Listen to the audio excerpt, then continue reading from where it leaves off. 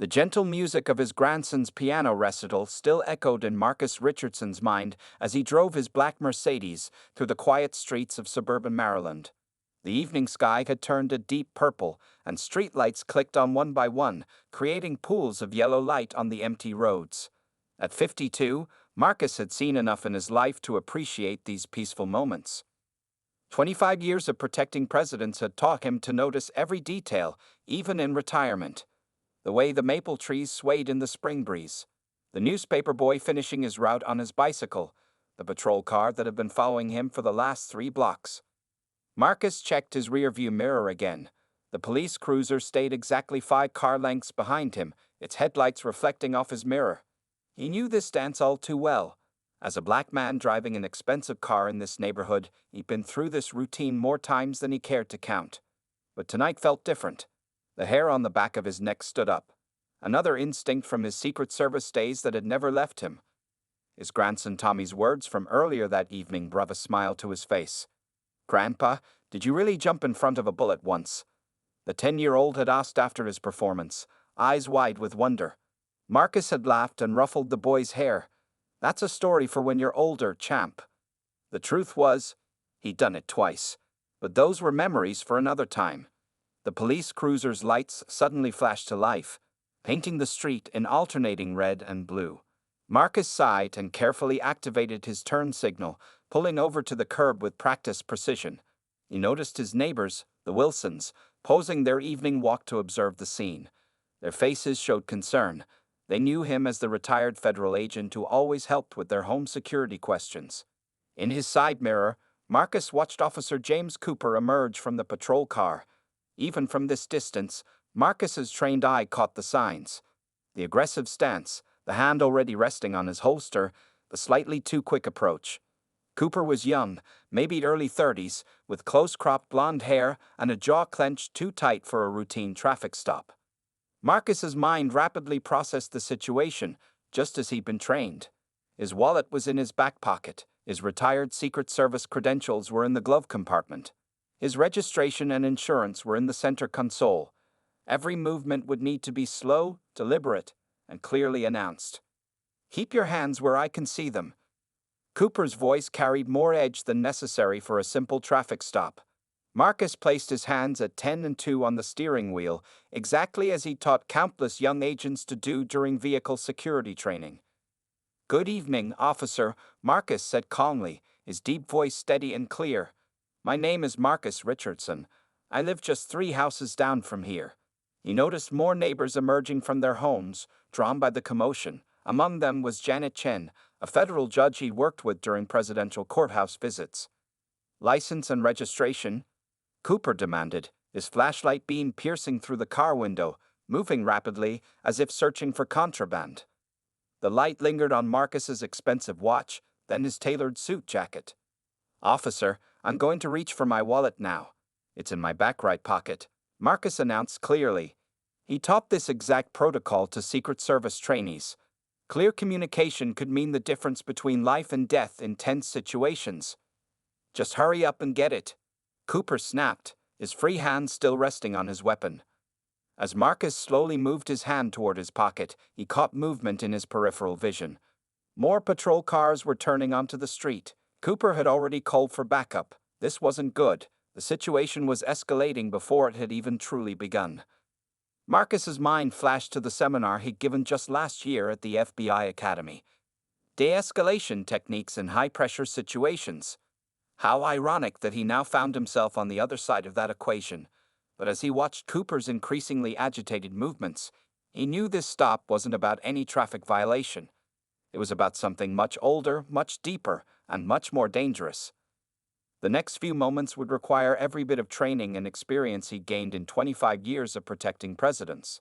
Because right now, Marcus Richardson, retired Secret Service agent and grandfather, would need to protect himself from someone who had sworn to protect and serve. The tension in the air grew thicker as Marcus reached for his wallet. Officer Cooper's flashlight beam followed his every movement, creating dancing shadows inside the Mercedes. Behind them, the red and blue lights continued to paint the peaceful suburban street in emergency colors. "Sir, step out of the vehicle," Cooper suddenly barked. Marcus's hand froze halfway to his pocket. In his 25 years of service, he had seen this scenario play out hundreds of times during training sessions. But this wasn't a training exercise, and one wrong move could turn this situation deadly. "Officer, I'm going to explain something very carefully," Marcus said, keeping his voice steady and professional. "I am a retired federal agent. My credentials are in my glove compartment. I'd like to show them to you." Cooper's response was immediate and aggressive. "I said get out of the car. Now." His weapon was now fully drawn, the barrel pointing directly at Marcus. The former Secret Service agent noticed the slight tremor in Cooper's hands. A sign of adrenaline and fear, a dangerous combination in any law enforcement situation. More patrol cars arrived, their sirens cutting through the evening quiet. Marcus could see his neighbors gathering in greater numbers. Some had their phones out, recording everything. Mrs. Wilson, still in her walking clothes, was frantically speaking to someone on her phone. Judge Chen had moved closer, her face a mask of concern and disbelief. Marcus slowly moved his hands back to the steering wheel. "Officer Cooper," he read the name tag clearly visible in the flashlight's beam. "I understand you're doing your job, but I need you to understand that I'm going to move very slowly and follow your instructions exactly. I'm not a threat." "How do you know my name?" Cooper demanded, his voice rising. The question came out sharp, suspicious. His finger had moved dangerously close to the trigger. A new voice cut through the tension. "What's the situation here, Cooper?" An older officer approached from one of the backup units, his stride purposeful but calm. Sergeant Mike Davis, according to his nameplate, took in the scene with experienced eyes. "Suspicious vehicle, possible armed suspect," Cooper reported, his weapon still trained on Marcus. "He knows my name, Sarge. He could be a stalker." Marcus remained perfectly still, his hands visible on the steering wheel. "Sergeant Davis, my name is Marcus Richardson. I live at 1242 Maple Street, just 3 houses down. I'm a retired Secret Service agent, and my credentials are in my glove compartment. I'd be happy to show them to you." The mention of the Secret Service caused a subtle shift in the atmosphere. Sergeant Davis's eyebrows rose slightly. He'd been on the force long enough to know that people didn't usually lie about such easily verifiable credentials. "Cooper, lower your weapon," Davis ordered. "Mr. Richardson, please keep your hands visible and slowly exit the vehicle." As Marcus carefully opened his car door, more changes rippled through the growing crowd. Judge Chen had pushed her way forward. "Mike," she called out to the sergeant. "This is Marcus Richardson. He's provided security for 3 presidents. I've worked with him during federal court proceedings." Cooper's weapon wavered, but didn't lower. His face had grown pale, but a mix of confusion and stubbornness kept his aim steady. He was reaching for something, Sarge. He could be armed. "Of course I'm armed," Marcus said calmly as he slowly stood up, hands raised. "I'm a retired federal agent with a lifetime carry permit. My weapon is holstered on my right hip, and I have no intention of touching it. What I'd like to do is show you my credentials." The crowd had grown larger. Phones recorded every moment. Someone in the back shouted, "That's the man who teaches safety classes at the community center." Another voice added, "He helped set up our neighborhood watch." Sergeant Davis stepped forward, physically placing himself between Cooper and Marcus. "Cooper, stand down. Now." His voice carried the weight of years of command. Cooper finally lowered his weapon, but his body remained tense, his expression a mixture of confusion and emerging dread. The young officer was beginning to realize he had made a serious mistake, but pride and fear kept him from fully backing down. Marcus stayed perfectly still, his hands in the air, face calm despite the situation. In his mind, he was already composing the training scenario this would become, how a routine traffic stop could escalate due to assumptions, fear, and implicit bias. If they all made it through the next few minutes, this night would change lives. He just had to make sure those changes didn't involve tragedy. The next few moments unfolded like a scene from one of Marcus's old training exercises. Lieutenant Sarah Chen's police cruiser pulled up to the scene, its headlights cutting through the tension-filled night air. She stepped out, immediately recognizing the man standing with his hands raised. Just 8 months ago, she had sat in Marcus's seminar at the National Law Enforcement Conference, taking detailed notes as he taught advanced de-escalation techniques.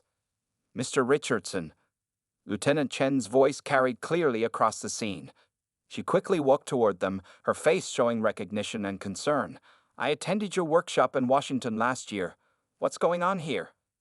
Before anyone could answer, Tommy's parents, Marcus's son Michael and daughter-in-law Lisa, pushed through the growing crowd. They had heard about the commotion from concerned neighbors. Dad, Michael called out, his voice tight with worry and anger. What are these officers doing? Marcus kept his voice steady, though his arms were beginning to tire from being held up. Everything's fine, son. We're just having a misunderstanding that we're going to sort out calmly. He emphasized the last word, seeing the anger building in Michael's face. Officer Cooper stood frozen, his face now pale as he realized the situation was spiraling far beyond a routine traffic stop. The young officer's hand still hovered near his weapon, caught between training and uncertainty. Lieutenant, Marcus spoke clearly, maintaining his professional demeanor. I have my retired Secret Service credentials in my glove compartment. With your permission, I'd like to show them to Officer Cooper. Lieutenant Chen nodded, then turned to Cooper. Officer, holster your weapon completely. Her tone left no room for argument. Cooper finally moved his hand away from his gun, but his body remained tense. The crowd of neighbors had grown even larger, their phones recording every moment of the encounter. Social media would be buzzing within minutes. Under Lieutenant Chen's supervision, Marcus slowly lowered his arms and reached into his car. He retrieved his credentials wallet, its gold badge gleaming under the street lights. As he opened it, Cooper's eyes widened at the sight of the presidential seal. 25 years of service, Marcus explained, his voice carrying to the crowd. Protected Presidents Clinton, Bush, and Obama. Retired as Deputy Chief of Operations 2 years ago. He handed the credentials to Lieutenant Chen, who examined them before passing them to Sergeant Davis. Judge Chen stepped forward again, her presence adding another layer of authority to the scene. I can vouch for Mr. Richardson's identity. He coordinated security for multiple high-profile federal cases in my courtroom. The atmosphere began to shift. Neighbors who had been recording with their phones started talking among themselves, sharing stories about Marcus. He helped my kid with his Eagle Scout project. One voice called out. He teaches self-defense classes at the women's shelter, added another. Cooper's face had turned from pale to red as the reality of his mistake became clear. His hands trembled slightly as Sergeant Davis handed him Marcus's credentials to examine. Officer Cooper, Marcus said gently, years of training experience evident in his tone. I understand you were doing your job, but tonight could have ended very differently. One wrong move, one moment of fear or anger from either of us, and we'd be looking at a tragedy. Michael, still standing with his wife, spoke up. Dad, we need to file a complaint. This is exactly what you've been training officers not to do. Marcus raised his hand, silencing his son. What we need to do is learn from this. He turned back to Cooper, who was still staring at the presidential seal on the credentials.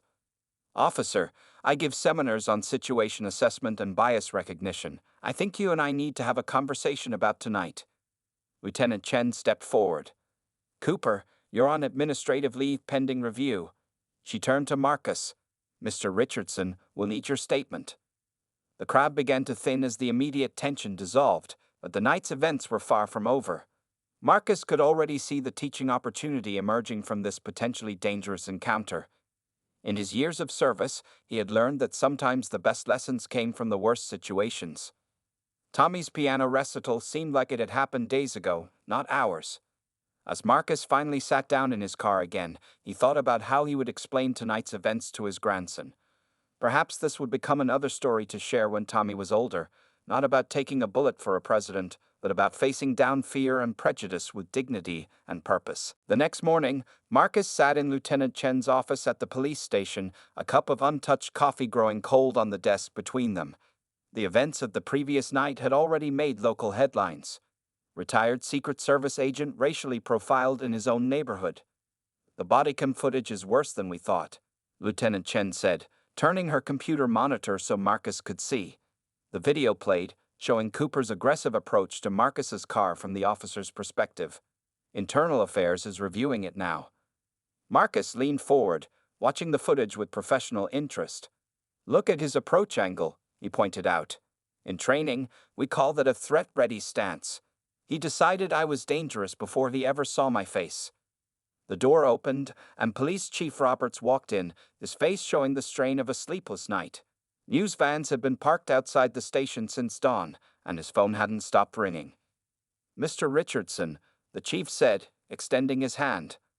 "I want to personally apologize for last night's incident. Officer Cooper's actions were completely unacceptable."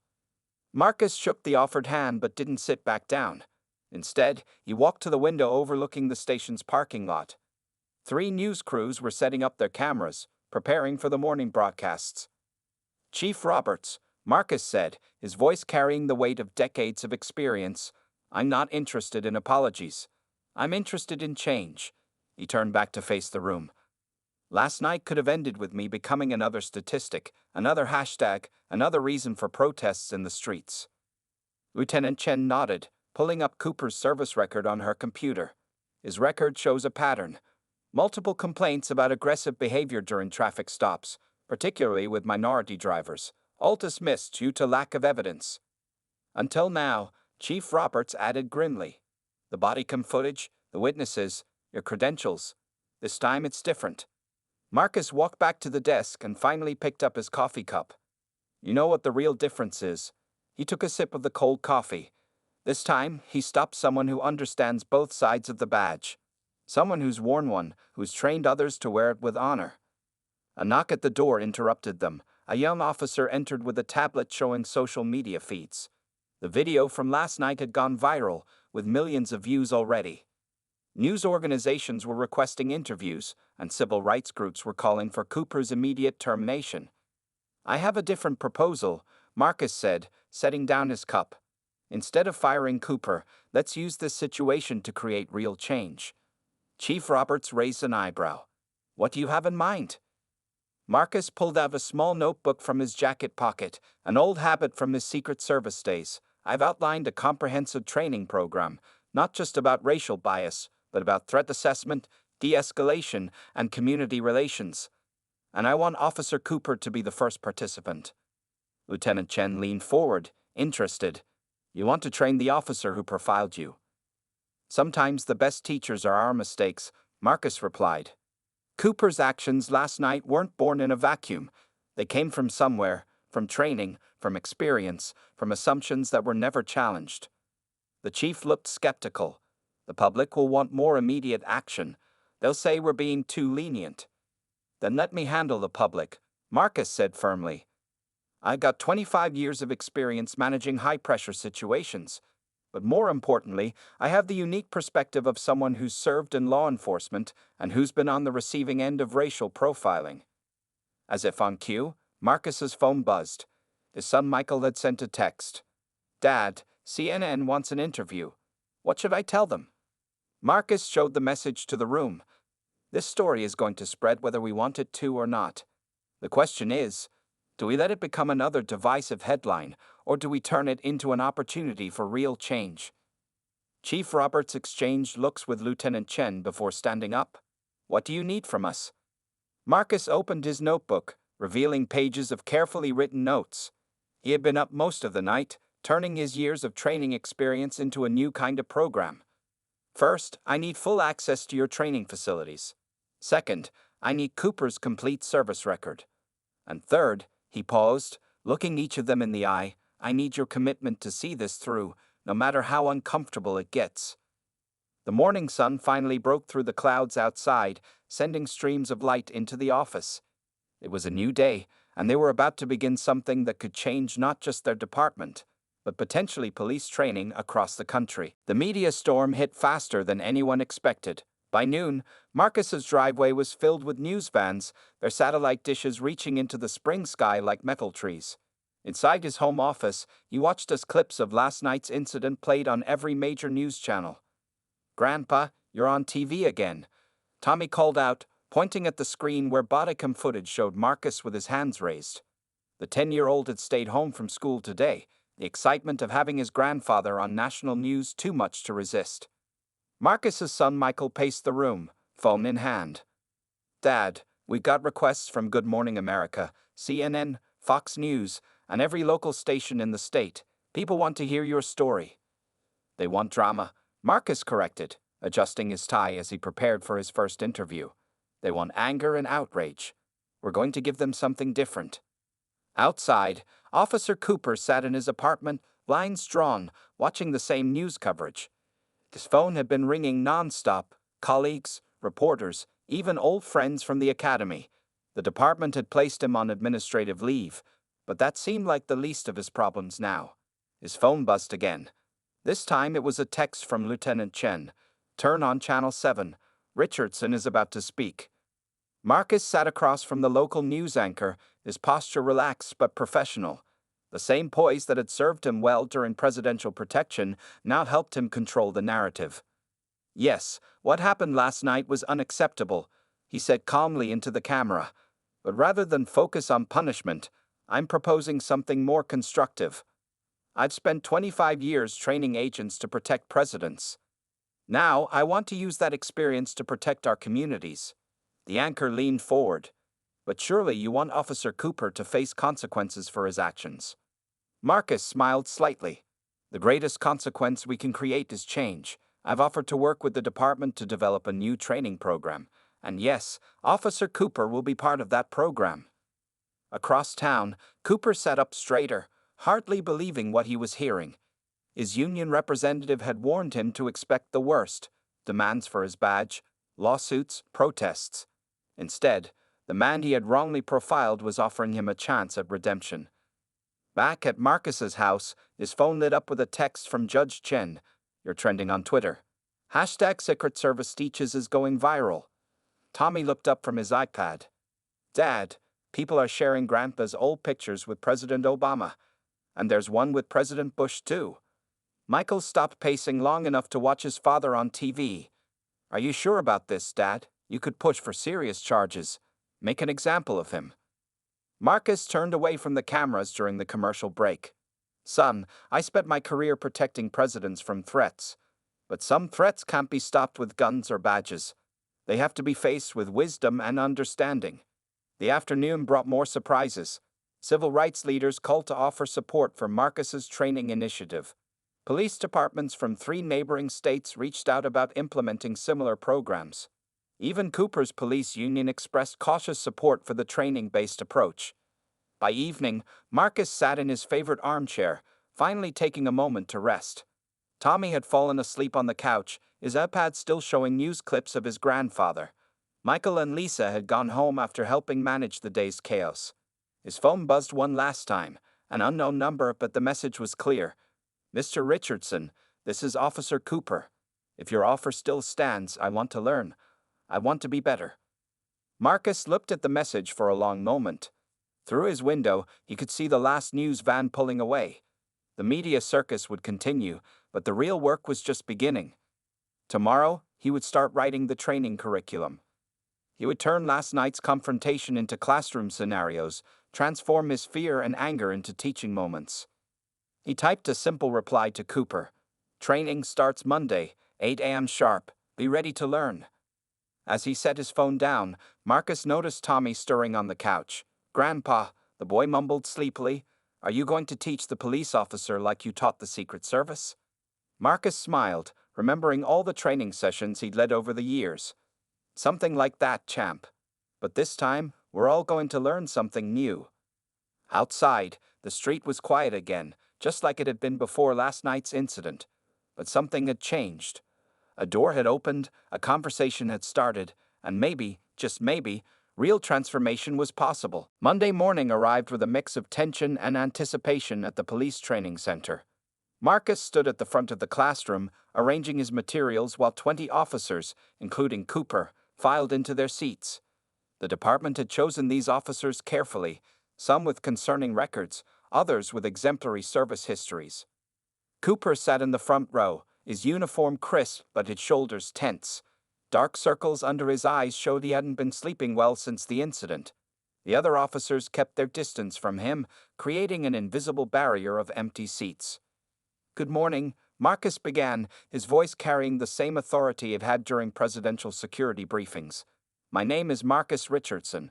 Some of you know me from the news. Others might recognize me from federal law enforcement training seminars.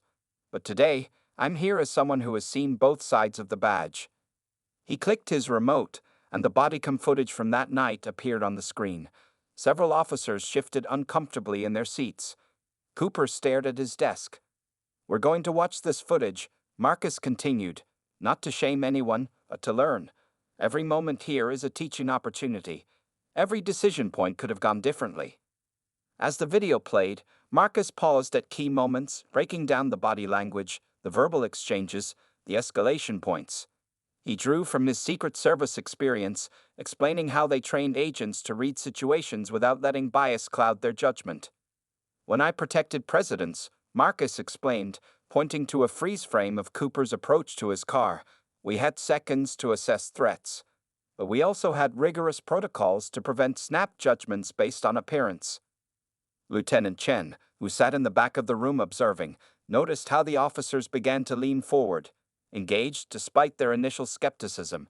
Even Cooper had started taking notes. "Now," Marcus said, clicking to a new slide, "I want to share something personal." The screen showed a photo of him in his Secret Service uniform, standing behind President Obama. This was taken 2 hours after I'd been profiled by local police while off duty. I didn't let it affect my job protecting the president, but I never forgot how it felt. The room grew silent. Cooper's pen stopped moving. "The Secret Service taught me that protection isn't just about weapons and tactics," Marcus continued.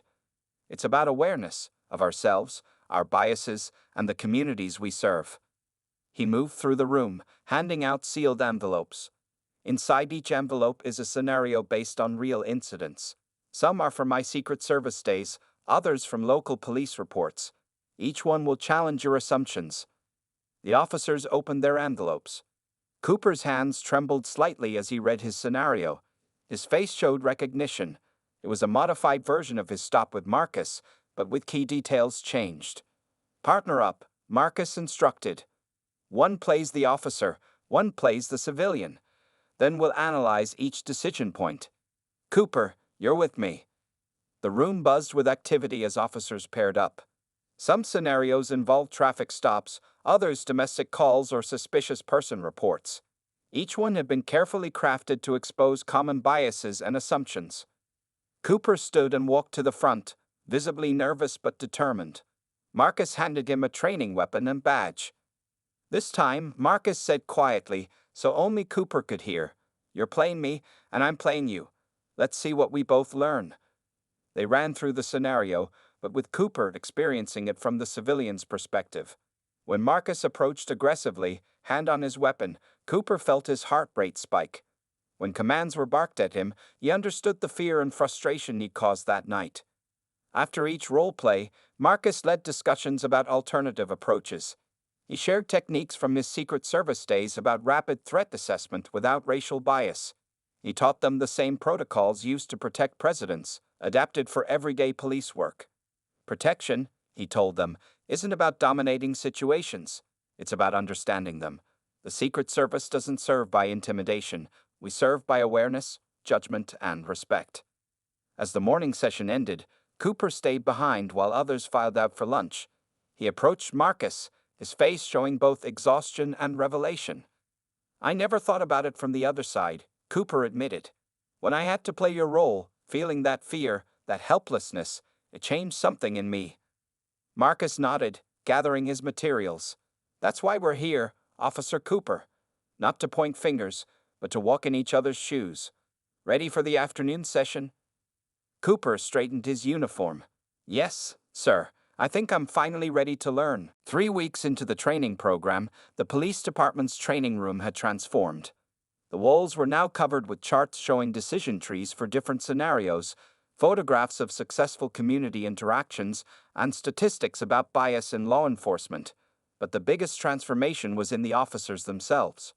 Officer Cooper stood before his colleagues, his voice steady as he shared his personal journey. 3 weeks ago, I thought I knew everything about being a cop," he said, looking at the assembled group. "I was wrong. Mr. Richardson didn't just teach us new procedures, he showed us a new way of seeing." Marcus sat in the back of the room, watching proudly. The change in Cooper had been remarkable. Gone was the defensive, aggressive officer from that night. In his place stood a man learning to question his assumptions and face his biases honestly. Yesterday, Cooper continued, I handled a traffic stop that would have gone very differently before this training. Instead of approaching with fear and suspicion, I remembered what Mr. Richardson taught us about respect and clear communication. The other officers nodded. They had all started implementing the new techniques in their daily work. Reports of confrontational encounters had dropped significantly in the past 3 weeks. During the lunch break, Marcus's phone buzzed with a text from his grandson Tommy. Grandpa, my teacher showed our class the video of Officer Cooper's speech at the community meeting. You're both heroes. Marcus smiled, remembering the community meeting from the previous week. Cooper had stood before angry residents and admitted his mistakes, sharing how the training was changing him. The crowd's hostility had turned to cautious hope by the end of the evening. Today's exercise is different, Marcus announced as the afternoon session began. We're going to the community center. The people you protect are your best teachers. The officers followed Marcus to their patrol cars. Some looked nervous. Community relations were still tense, but that was exactly why this step was necessary. At the community center, a diverse group of residents waited. Marcus had arranged this meeting carefully, including people who had filed complaints about police conduct in the past. Among them was Mrs. Thompson, an elderly black woman who had experienced a frightening encounter with police while gardening in her own yard. Officers, Marcus addressed the group. Today you're going to hear real stories from your community. Your job is to listen, learn, and then work together to develop better approaches. Cooper was paired with Mrs. Thompson. The elderly woman's hands shook as she described how officers had approached her with drawn weapons after a neighbor reported a suspicious person in the garden she had tended for 40 years. I could have been your grandmother, she told Cooper, tears in her eyes. Did you ever think about that when you stopped Mr. Richardson? That he could have been your father, your uncle, your mentor?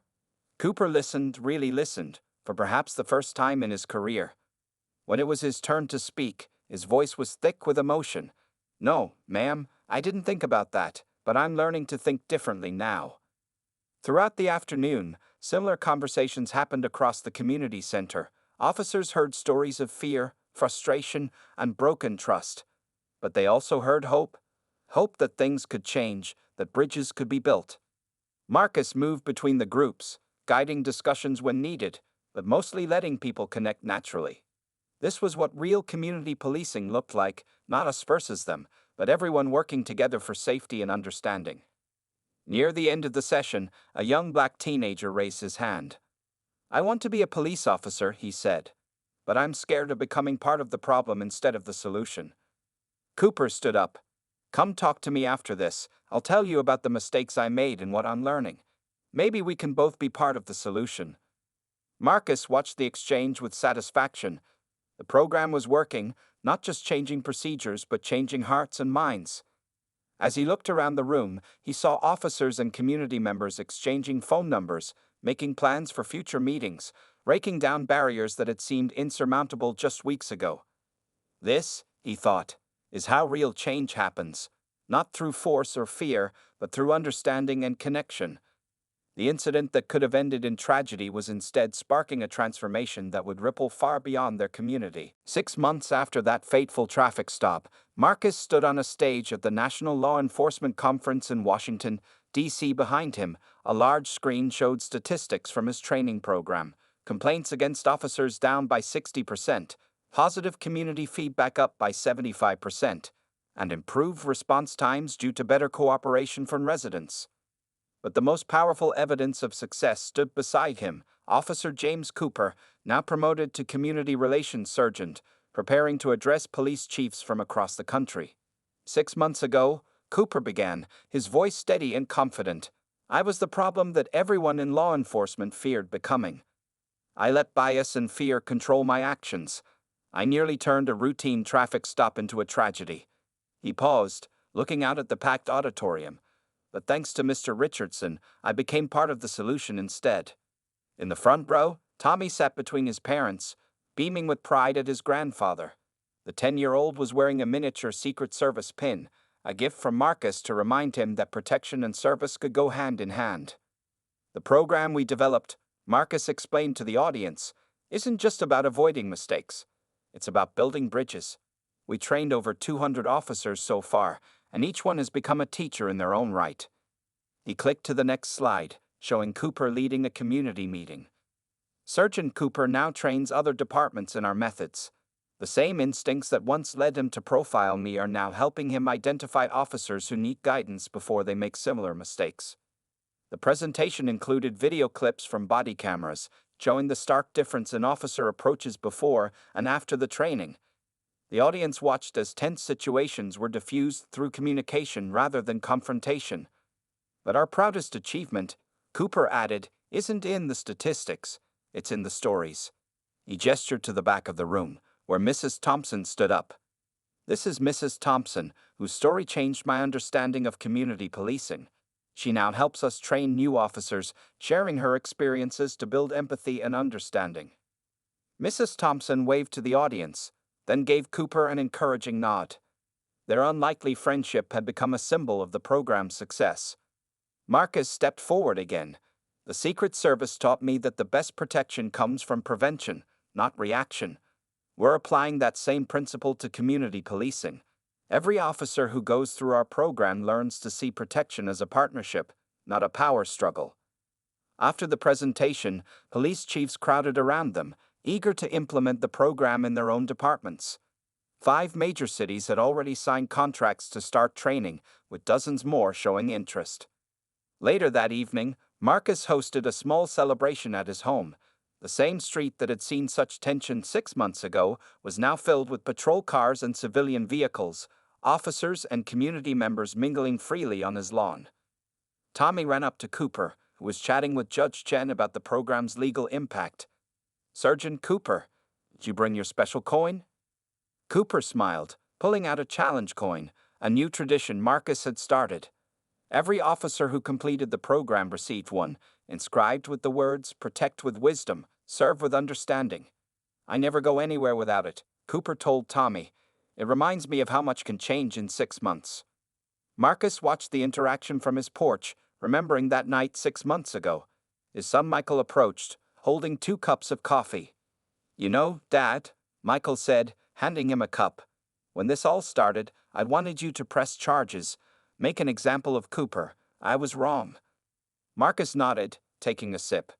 Sometimes the best way to make an example of someone is to help them become better. As the evening wound down, Cooper found Marcus by the grill. Chief Roberts called, he said excitedly. 3 more departments want to start the program next month. They're asking for both of us to lead the training.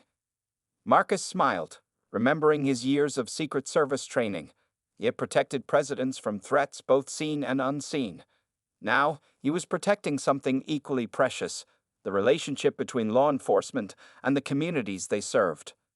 Ready for another 6 months of changing lives? Marcus asked. Cooper touched the challenge coin in his pocket and nodded. Thanks to you, I'm ready for a lifetime of it. As the guests began to leave, Tommy ran up one last time. Grandpa, can I come to the next training? I want to learn how to protect people too. Marcus hugged his grandson, seeing the future in the boy's eager eyes. You already know the most important part, he said. Protection starts with understanding, and understanding starts with an open heart.